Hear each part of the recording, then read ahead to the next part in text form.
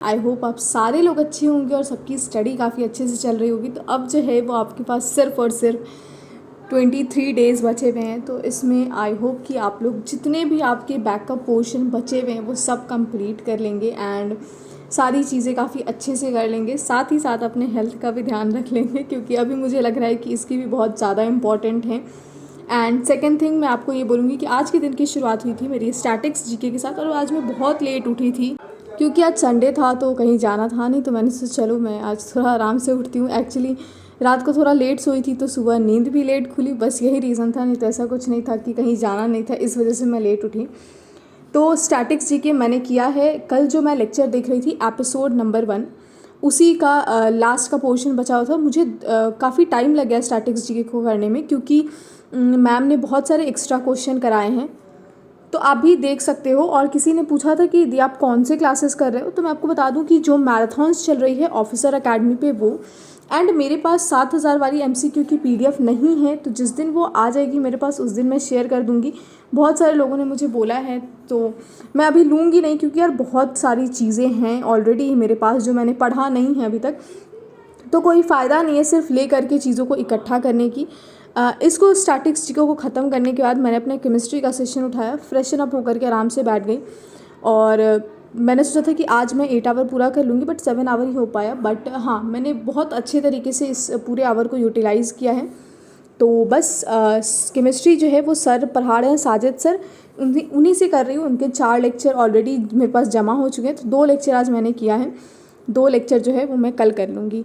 तो कल भी स्कूल तो ऑफ़ है, बट हमें जाना है, तो वो देखते हैं कि कैसे कितनी बजे छुट्टी मिलेगी। आई होप सो कि अगर 10 साढ़े 10 तक मिल गई तो हमारे पास टाइम अच्छा खासा हो जाएगा, और अगर नहीं मिली तो भी कोई दिक्कत नहीं है, कैसे भी करके तो कर ही लेंगे।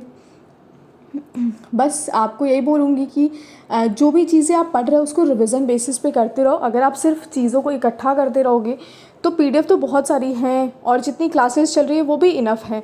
और अब जो है वो सर ने बोला है कि वो शेड्यूल वाइज और सब्जेक्ट वाइज पढ़ाएंगे, तो जो भी सब्जेक्ट आपका वीक हो वो आप कर सकते हो। बस थोड़ी सी प्रॉब्लम ये है कि सारे टीचर लोग हिंदी में ही ज़्यादा चीज़ें पढ़ाते हैं, बट ये है कि क्वेश्चन आपको एक्स्ट्रा मिल जाएगा। बाकी हिस्ट्री तो मैं आराम से हिंदी में कर सकती हूँ, इंटरनेशनल मूवमेंट भी कर सकती हूँ। कोशिश करूँगी बिहार जीके भी कर लूँ, क्योंकि बिहार जीके के मेरे पास अभी तक कोई सोर्स नहीं है। तो जैसे ही मिलेंगे मैं वो कर लूँगी, और सर अब स्टार्ट करेंगे तो मैं वहीं से करूँगी, YT से ही। एंड सच बताऊँ तो काफ़ी अच्छा क्लास चल रहा है यार, मतलब बहुत ज़्यादा ही अच्छे तरीके से सर लोग पढ़ा रहे हैं। एंड केमिस्ट्री में मैंने आज पढ़ा था एसिड बेस एंड सॉल्ट वाले चैप्टर, जिसमें कि बहुत सारे एसिड के सोर्स बताए हैं सर ने, कि एसिड क्या होता है मोस्टली, कि एसिड जो होता है वो हमारा सावरन टेस्ट होता है, एसिड कन्वर्ट करता है ब्लू लिटमस पेपर को रेड में। फिर फॉर्मिक एसिड के बारे में, जितने सारे सोर्सेज हैं हमारे एसिड को लेकर के, सारी चीज़ों के बारे में, जैसे कि सिट्रिक एसिड कहाँ से मिलता है, लेमन, ऑरेंज, आंवला। फिर मैलिक एसिड एप्पल से, oxalic acid tomato and spinach से। एंड फिर मुझे जाना पड़ा, एक पूजा था मेरे घर के पास ही में था, तो बस पूजा का नाम हो और स्पेशली महादेव जी का, तो मैं तो पहुँच ही जाती हूँ। फिर वहाँ से आई आराम से, फिर वापस बैठा, मैथ्स पढ़ने बैठ गई, क्योंकि संडे था। मैंने सोचा चलो मैथ्स को थोड़ा टाइम दे दिया जाए, क्योंकि मैथ्स में बहुत टाइम से नहीं पढ़ी हूँ। तो मैथ्स में क्वेश्चन लगाए और काफ़ी अच्छे लगाए। 2 घंटे तक मैंने मैथ्स को किया है, क्योंकि बहुत दिन बाद करी थी, तो मैंने सोचा चलो आज मैथ्स में 2 घंटे की लगा ही दे। एंड अराउंड मैंने 100 to 110 क्वेश्चन के आसपास इस पूरे में सॉल्व किया है। तो अब बोलोगे कि 2 घंटे में 120 मिनट होते, तो होता है कभी कभी, क्योंकि मैं गाना सुनते सुनते करती हूँ, तो मैं गाना में खो जाती हूँ ऐसा मेरे साथ हो जाता है। बट हाँ, मैथ्स के लिए बहुत सारे लोग पूछ रहे थे कि आपने मैथ्स कहाँ से कंप्लीट किया है, किस टीचर से। तो फर्स्ट ऑफ ऑल मैं बता दूं कि मैं मैथ्स की टीचर हूं, तो मैं मैथ्स कहीं से, मतलब अभी मैंने इसके लिए तो कहीं से नहीं किया है। आप लोग अगर पुराने हो मेरे सब्सक्राइबर तो जानते हो कि मैंने 6, 7, 8 की NCERT और RS अग्रवाल की है। 6, 7, 8 की जो RS अग्रवाल की बुक है वो की है। मेरे पास तीनों बुक अवेलेबल थी, मैंने अरेंज की थी कहीं से, तो मैंने वहीं से किया है।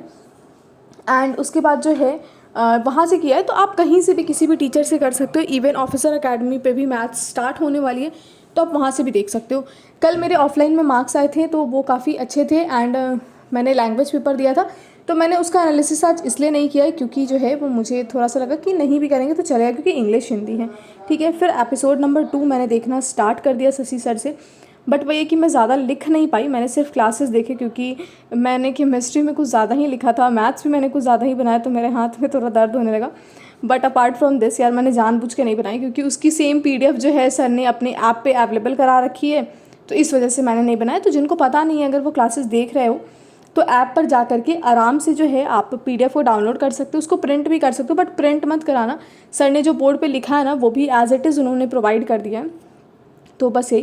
एंड नो डाउट यार शशि सरन सर ना बेस्ट पढ़ाते हैं। मतलब मुझे ऐसा लगता है ना कि यार अगर मैं उनकी क्लासेस मतलब देखी होती तो बहुत सारी चीज़ें रिकॉल हो जाती, बट कोई बात नहीं है, क्योंकि सिर्फ मुझे ना हिस्ट्री को लेके और इंटरनेशनल मोमेंट को लेकर के।